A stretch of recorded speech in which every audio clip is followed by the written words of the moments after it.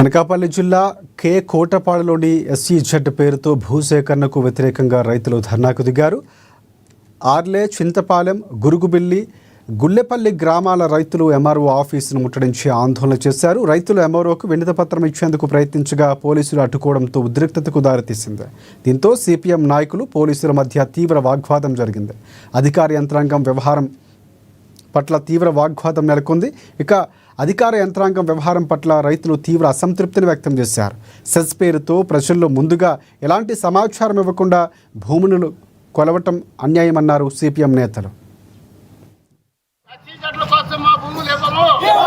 ఆర్లీ, చింతలపాడు ఆ ప్రాంతానికి సంబంధించి దాదాపు 1200 ఎకరాలు ఎస్సీజెడ్ల కోసం భూములు సేకరిస్తున్నట్టు వచ్చి సర్వేలు చేస్తున్నట్టు దొంగ సర్వేలు చేస్తూ ఉన్నారు.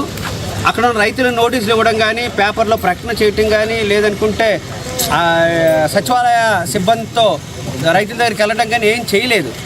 వాళ్ళు చాలా ఆందోళనతో ఉన్నారు. ఒకవైపున అవి పచ్చటి పొలాలు, దాదాపు 300 ఎకరాల భూమికి సంబంధించిన దానిలో స్టీల్ ప్లాంట్ యాజమాన్యానికి ఇక్కడ గ్రీన్ బెల్ట్ పేరుతో కేటాయించారు. ఆ కేటాయించిన భూములు కనీసం స్టీల్ ప్లాంట్కి నోటీస్ ఇచ్చారా లేదనేది కూడా ప్రశ్నార్థకం.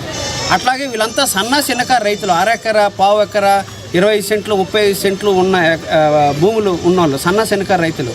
ఒకవైపున ఈ కూటమి ప్రభుత్వం ఏం చెప్తుందంటే చిన్నకారు రైతులు ఎవరైతే ఉన్నారో వాళ్ళందరికీ సంపూర్ణంగా సహాయ సహకారాలు ఇస్తాం, వాళ్ళకి కావాల్సిన మద్దతు ధరలు ప్రకటిస్తాం. ఇంకోవైపున ఏం చెప్తున్నారు, ఇక్కడ ఒక ఎస్సీజెడ్ తీసుకొస్తామని. మరి వీళ్ళు బ్రతుకులు ఏంటి అనే దగ్గర అగమ్య గోచరంగా ఉంది. ఆందోళన చెందుతూ ఉన్నారు. ఇది సరైనది కాదనే దాంతోనే ఈరోజు ఇక్కడ నిరసన కార్యక్రమం చేపట్టాం. ఇప్పటికే చాలా ప్రాంతాల్లో సర్వేలు చేస్తున్నారు. వాస్తవంగా 2013 భూసేకరణ చట్టం ప్రకారంగా ఏ గ్రామాలు అయితే తీసుకుంటారో నోటిఫికేషన్ ఇవ్వాలి. ఇప్పటి వరకు నోటిఫికేషన్ ఇవ్వలేదు. అదే కాకుండా ఏ రైతుల దగ్గర తీసుకుంటారో వాళ్ళకి నోటీసులు ఇవ్వాలి. ఆ నోటీసులు కూడా ఇవ్వలేదు. గ్రామ సభ జరగాలి. నిన్న లేదు మనం అందరూ తెలిసే ఉంటుంది, సుప్రీంకోర్టు ఒక స్పష్టమైన ఆదేశాలు ఇచ్చింది.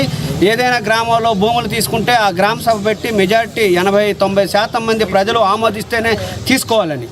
అట్లాంటి సభలు కూడా పెడుతున్న నేపథ్యం లేదు. ఎప్పుడు మా తాతలు, మా తండ్రులు, మేము, మా పిల్లలు కూడా భూమి ఎప్పుడు అది సాగు చేసుకుంటూ దాని మీద పోషణ జరుగుతూ ఉంది. నెక్స్ట్ దానికి ఏమొచ్చి మేము ఎప్పుడో చిన్నపిల్లలప్పుడు స్టీల్ ప్లాంట్కి ఇచ్చేసామని మా ముందుది ల్యాండ్ ఎంతో 15 ఎకరాల ఎంతో స్టీల్ ప్లాంట్కి అంటగట్టారు. తర్వాత యాదవాసు, ఈ సెట్టుగోలు వీళ్ళందరి కులస్తులందరికీ పాపం వాళ్ళకి చదువు లేదు, సంజయ్ లేదు, ఏమీ లేదు. వాళ్ళని అందరినీ వెళ్ళగొట్టి ఒక 50 ఎకరాల భూమిని తీసుకొని దాన్ని వైభవ్ జ్యువెలరీ వాళ్ళకి అంటగట్టారు. తర్వాత ఇప్పుడు ఎక్కడా భూమి లేనట్లు కేకోటపాడు మండలంలోని ఆరిలోనే భూమి అంతా ఖాళీగా ఉందని ఎక్కడెక్కడి నుంచో తీసుకొచ్చి పూడి మంగపతి గారి ఎమ్మెల్యే ఆయంలో రైతులు ఇప్పుడు సాగులో ఉంటుండగా ఆ భూములకి కూడా ఒక 20 మంది దగ్గర మిలిటరీ వాళ్ళు పట్టాలు ఇచ్చారు. అది ఎంత ఎంక్వైరీ చేయండి. ఆ భూమి అయితే మాత్రం రైతు వారే ఉన్నారు సాగులోని. రైతులు ఉంటుండగా అన్యాయమే జరుగుతుంది.